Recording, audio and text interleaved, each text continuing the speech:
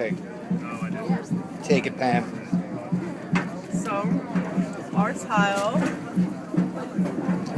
is dedicated to Diran Efrati, whose company we had the honor and pleasure of sharing within this very park, these beloved blocks of Alphabet City, as well as in Queens, Brooklyn, Tel Aviv, California, Miami, and elsewhere.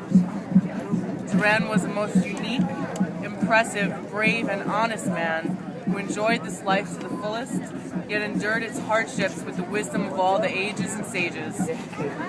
Diran was murdered at the age of 27, and we honor him here today in the words of his twin brother Shachar, who is in Israel physically, but here spiritually today with us.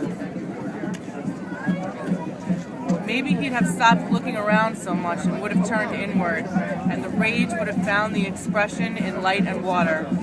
Maybe he wouldn't have opened the door that night and would have been in another state at that moment when the bullet ripped through his skull. Or maybe this is what I dream of every once in a while for the past 10 years. Living without a brother, a friend, growing into spaces without that flesh but with his soul, has brought a slew of emotions ranging from fear to courage in the face of... It's a bold step walking away, crawling along as the distance grows between life and death. Death remains young, while life grows just weary and small. The portion that left still celebrates, does so joyously, but with a few plucks of a minor chord thrown in to cast a shadow on this parade. What do you say to a man that lived so deeply he laughed in the face of fear?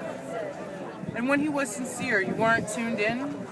And now all you hear is that music that he left you, full of undertones and double meanings.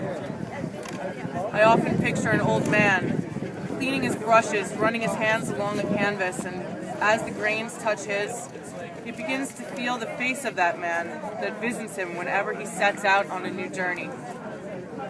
The face is encouraging, yet blithely smirks. With this image at his side, both frightening and fearless, he closes his eyes to paint. After Dee's death, my instincts grew sharper, omens more audible as nature shrieked. My first memories of this were with birds I chanced upon days after his death. I'd think, is this Diran coming to give me a message? Is this like the singing of a friend who's come to comfort me?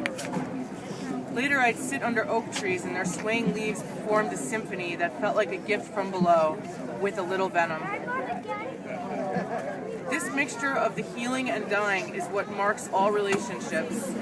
As one hand waves hello, the other is poised for goodbye. It's a trick I've learned from Diran. Those things that are dearest are also those that are most fragile and transient. Look, Ma, I'm stoned. A joke, a cry, a pun. A simple salute to the man who was always sincere, but never corny.